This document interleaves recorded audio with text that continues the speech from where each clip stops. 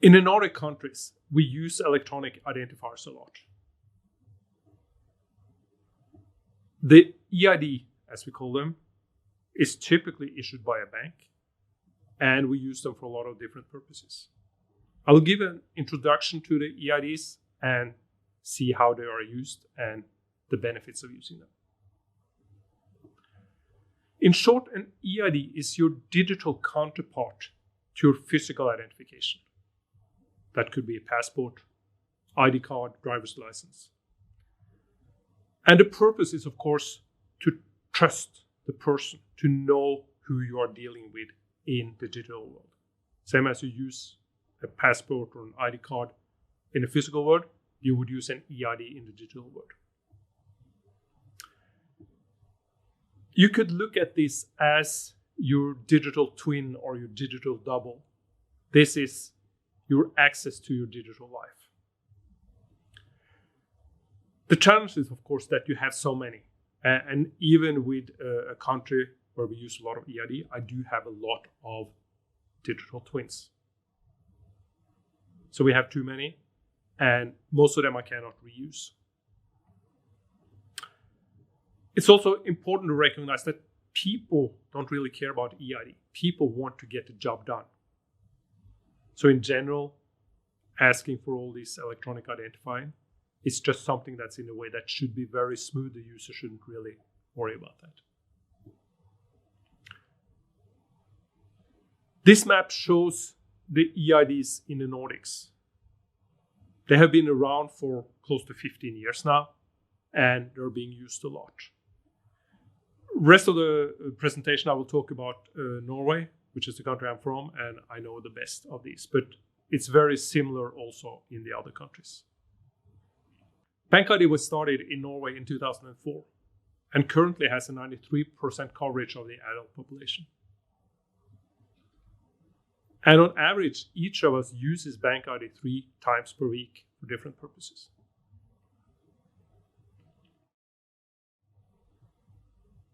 I can use BankID for onboarding. Typically, if I want to become a customer of a different bank, I go to that bank, I use BankID, and I'm onboarded.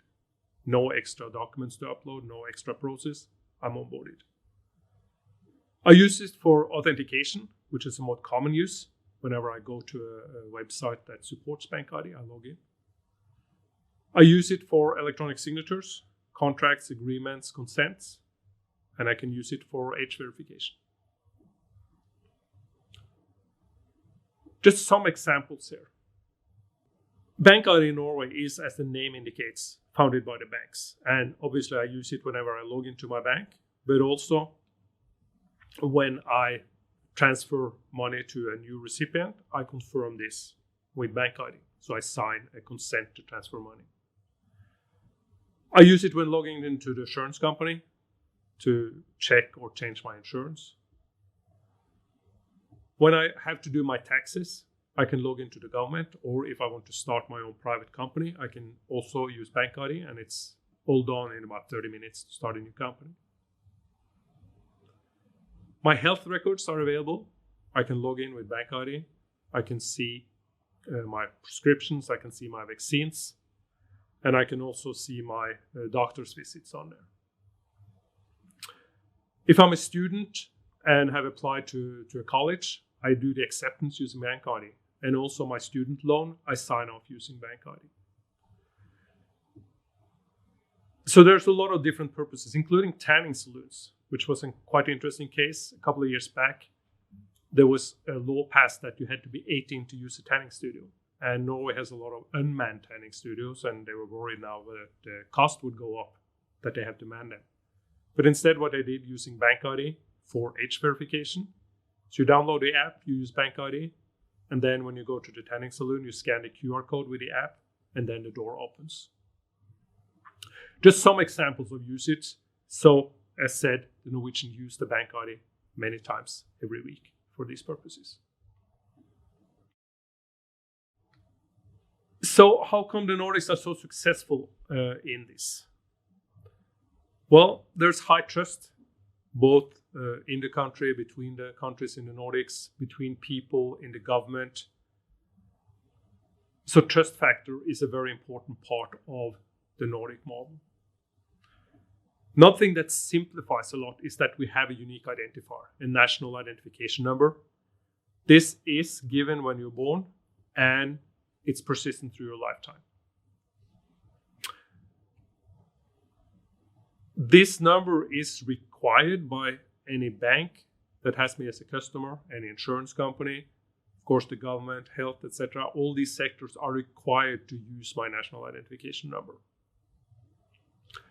And of course that simplifies a lot. I know I'm always dealing with the same person. And why banks? Well, several entities in society knows you as an individual. Of course, the government, the bank has on board a new insurance company, has a pretty good idea, and also telco.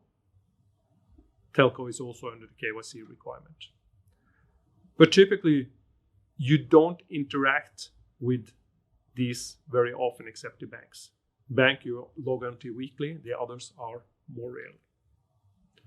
Although, just as a side note, we say government once or twice a year.